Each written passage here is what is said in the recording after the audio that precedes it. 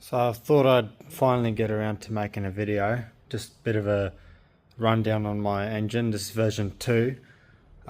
Still the same engine from version 1, but I've added a few things. So I'll start at the bottom. The engine did come out of a 2-wheel drive Hilux, so what I had to do was I had to go and buy a 4-wheel drive sump, but that was the only real issue, I would say. Then from bottom up, so it's factory 3RZ crank, factory block, factory head. So there's Spoolimports conrods in there with some Ross Racing pistons, and that's from the previous version, so version 1, so I didn't change that. Only thing we did was we took the head off, new head gasket, new head studs. Didn't have to change the head studs, but I thought I would do that anyway, just since I am going for more power this time. Then head wise, so bottom end still the same as previously. Head, I decided to get a set of Kelford 180A cams just to help a bit more with my power goals for this time around. Same 6-boost turbo manifold from last time, same 45mm hypergate from last time, but this time I've gone around from the knockoff GTX 3582R to a PSR G3660 with a 0.83 exhaust housing. I think that's just a turbo speed sensor which I won't be using. This time I'm gonna think of running the water cooling on the turbo and the wastegate. That is a problem for later because I've got a Funk Motorsport turbo blanket, and they're a lot thicker than the standard one, and as you can see there's not a lot of space there. So my goal, or my plan is, I'm going to chop here, then I'm going to take it to work.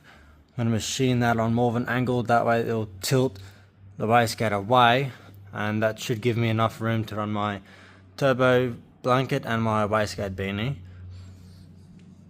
Engine wise, I think, oh yeah, that's right, I've got some PRP R35 next gen coil kit for it. Much better than the factory ignition system. This side, same 1000cc injector, Raceworks injectors from last time. I'm thinking of going to 1500 or 2000cc injectors, since this time I will be running E85 on a flex fuel tune. Got Enemy Customs to make me up a nice little fuel rail cover to hide all my wirings and my injectors behind that. I've started making my own intake manifold. I thought it would be cheaper than buying a Plasma Man one, but if I put all my work into it, it's about the same cost wise, but at least I can say I made it myself. I bought the flange off a guy off Facebook, then I machined these runners. I had this plate laser cut out for me, then I just machined all the slots for the runners and I had a local fab shop weld it up for me.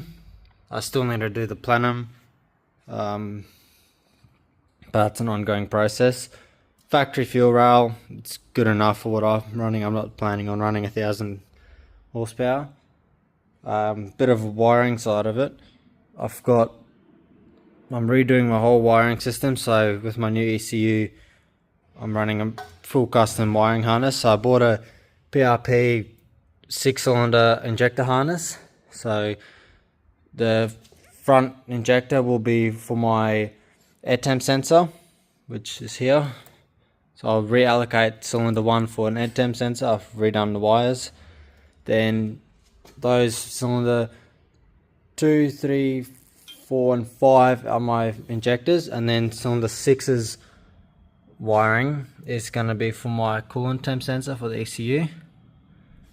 I think I'm just going to blank off my factory coolant sensor that sits here. That's just for your gauge. I don't need that anymore, as I've got a Haltech IC7 dash which will be getting my coolant temperature straight from the ECU, so I'm just going to blank that off the sensor. I'm still going to have the hoses there, but I think that's everything engine wise. Oh, I've got some Kelford springs as well along with the cams. Gearbox wise, I've gotten rid of the G52. I'm trying to anyway. I've got this A343F. I think the actual code is 3043LE. So that will be my order I'm running. I've got a valve body upgrade sitting in a box for it. Then I've got the factory RZ auto belly housing for it. So that makes the conversion easy because they did come out in the Prados with these. Just running the Surf 1KZ auto transfer, since the Prado ones sit on the passenger side and that's not very helpful for me.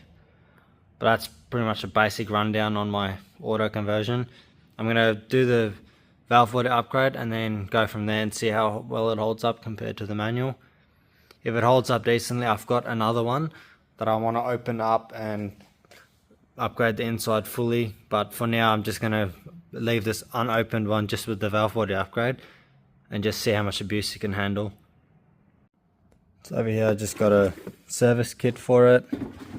There's my Transco Performance valve body upgrade. It just comes with a bunch of different papers and all the bits and pieces that you need. Just box of parts. This is my plenum. I'll chuck that on there by hand just to show you guys. So that's more or less what that's going to look like once it's welded. I'm busy machining up some bits and pieces for the throttle body, which is a Bosch drive-by-wire, I think is 74mm. So that'll be going on the front of that, but I need to do some more modifications. I need to blank this little hose, cut it, crimp it and get it welded shut because I don't need that anymore. That's for your old, like your throttle body cooling, which I won't be needing anymore.